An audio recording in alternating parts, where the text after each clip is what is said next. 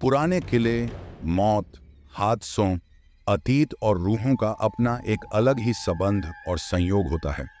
ऐसी कोई जगह जहां मौत का साया बनकर रूहें घूमती हो, उन जगहों पर इंसान अपने डर पर काबू नहीं कर पाता है और एक अजीब दुनिया के सामने, जिसके बारे में उसे कोई अंदाजा नहीं होता है, अपने घुटने टेक देता है। दुनिया भर में कई ऐसे पुराने किले हैं जिनका अपना एक अलग ही भयानक अतीत है और वहां आज भी रूहों का वास है। दुनिया में ऐसी जगहों के बारे में लोग जानते हैं, लेकिन बहुत कम ही लोग होते हैं जो इनसे रूबरू होने की हिम्मत रखते हैं। जैसे हम दुनिया में अपने होने या ना होने की बात पर विश्वास करते हैं, वैसे ही हमारे दिमाग के एक कोने में इन रूहों की दुनिया के होने का भी आभास होता है। यह अलग बात है कि कई लोग दुनिया के सामने इसे मानने से इनकार करते हैं, लेकिन अपने तर्कों से आप सिर्फ अपने दिल को तसल्ली दे सकते हैं, लेकिन दुनिया की हकीकत को नहीं बदल सकते। दोस्तों, आज मैं आपको कुछ ऐसा ही एक किले के बारे में आपको बताऊंगा जो कि अपने सीने में एक शानदार बनावट के साथ साथ एक भयानक अतीत भी छुपाए हुए हैं। आज हम आपको अपने ही देश यानी कि भारत के एक ऐसे डरावने किले के बारे में बताने जा रहा हूं जहां सूरज डूबते ही रूहों का कब्जा हो जाता है और शुरू हो जाता है मौत का तांडव। राजस्थान का दिल कहे जाने वाले शहर जयपुर में स्थित इस किले को भानगढ़ के किले के नाम से जाना जाता है। तो आइए दोस्तों, जानते हैं भानगढ़ के उन रहस्यों के बारे में जो उनकी ऊंची ऊंची दीवारें अपने अंदर समाये हुए हैं। भानगढ़ किला 17वीं शताब्दी में बनवाया गया था। इस किले का निर्माण मान सिंह के छोटे भाई राजा माधो सिंह ने करवाया था। राजा माधो सिंह उस समय अकबर के सेना में जनरल के पद पर तैनात थे। उस समय भानगढ़ की जनसंख्या तकरीबन 10,000 थी।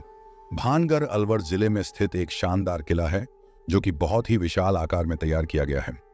चारों तरफ से पहाड़ों से घिरे इस किले में बेहतरीन शिल्प कलाओं का प्रयोग किया गया है।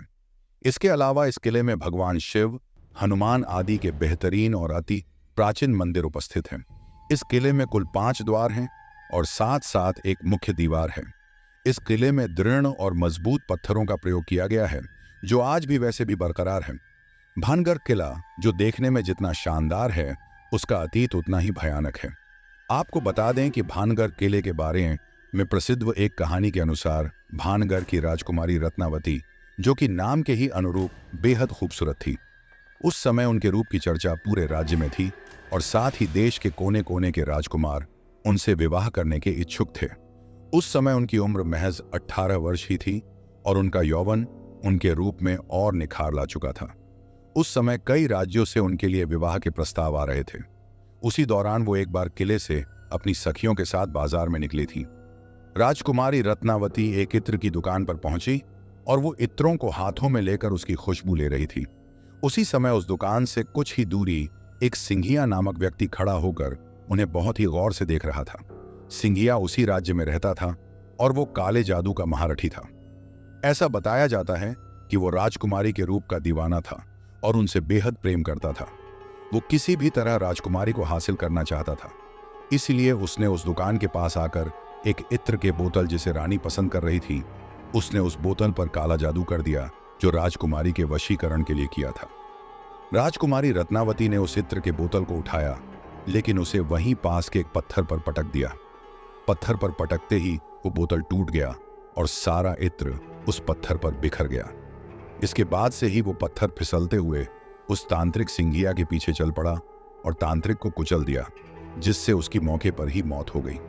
मरने से पहले तांत्रिक ने शाप दिया कि इस किले में रहने वाले सभी लोग जल्द ही मर जाएंगे और वो दोबारा जन्म नहीं ले सकेंगे और ताउम्र उनकी आत्माएं इस किले में भटकती रहेंगी। उस तांत्रिक के मौत के कुछ दिनों के बाद ही भानगढ़ और अजबगढ़ के बीच युद्ध हुआ, जिसमें किले में रहने वाले सारे लोग मारे गए। यहां तक कि राजकुमारी रत्नावती भी उस शाप से नहीं बच सकी और उनकी भी मौत हो गई। एक ही किले में एक साथ इतने बड़े कत्लेआम के बाद वहां मौत की चीखें गूंज गईं और आज भी उस किले में उनकी रूहें घूमती हैं। किले के अंदर बने मंदिरों में गोपीनाथ, सोमेश्वर, मंगला देवी और केशव मंदिर मिल जाएंगे। सोमेश्वर मंदिर के बगल में एक बावली है जिसे अब भी लोग अपने मुताबिक इस्तेमाल करते हैं, चाहे नहाना हो या कपड़े धोना। फिलहाल इस किले की देखरेख भारत सरकार द्वारा की जाती है, लेकिन सूर्यास्त के बाद इस इलाके में किसी भी व्यक्ति के रुकने के लिए मनाही है। इस किले में जो भी सूर्यास्त के बाद गया वो कभी भी वापस नहीं आया है। कई बार लोगों को रूहों ने परेशान किया है और कुछ लोगों को अपने जान से हाथ धोना पड़ा है। किले के आखिरी छोर पर दोहरे अहाते से घिरा 3 मंजिला महल है, लेकिन तीनों मंजिल लगभग पूरी तरह ढेर हो चुकी है। आमेर के राजा जय सिंह ने 1720 में भानगढ़ को जबरन अपने साम्राज्य में मिला लिया। इस समूचे इलाके में पानी की कमी तो थी ही, लेकिन 1883 के अकाल में यह किला पूरी तरह उजड़ गया। भारतीय पुरातत्व सर्वेक्षण विभाग ने सूरज ढलने के बाद और उसके उगने से पहले किले के अंदर घुसने पर पाबंदी लगा रखी है। दिन में भी इसके अंदर खामोशी पसरी रहती है। पूरा किला बाबाओं और तांत्रिकों के हवाले रहता है। कई सैलानियों का कहना है कि खंडहरों के बीच से गुजरते हुए उन्हें अजीब सी बेचैनी महसूस हुई। किले के एक छोर पर केवड़े की झाड़ियां हैं। हवा जब तेज चलती है तो केवड़े की खुशबू चारों तरफ फैल जाती है और किले का रहस्य और भी गाढ़ा हो जाता है। किले में बेपरवाह तांत्रिक बेरोक टोक अपने अनुष्ठान करते हैं। आग की वजह से काली पड़ी दीवारें उस जगह को और भी भयावह बना देती हैं और यहाँ पर तांत्रिक अनुष्ठानों के लिए अक्सर उन अंधेरे कोनों और तंग कोठरियों का इस्तेमाल करते हैं जहां तक आम तौर पर सैलानियों की पहुंच नहीं होती। किले के बाहर पहाड़ पर बनी एक छतरी तांत्रिकों की साधना का प्रमुख अड्डा बताया जाता है। ऐसे ही तमाम राज्यों के रहस्यों को समेटे यह किला अपने सुंदर अतीत पर खंडहर की शक्ल में रोता तांत्रिकों का अड्डा बन बैठा है। तो दोस्तों, अगर आपको यह कहानी पसंद आई हो तो वीडियो को लाइक कर दें और चैनल को सब्सक्राइब कर दें। मिलते हैं हम अपनी ऐसी ही दूसरी कहानी पे। तब तक आप अपना ख्याल रखिए। धन्यवाद।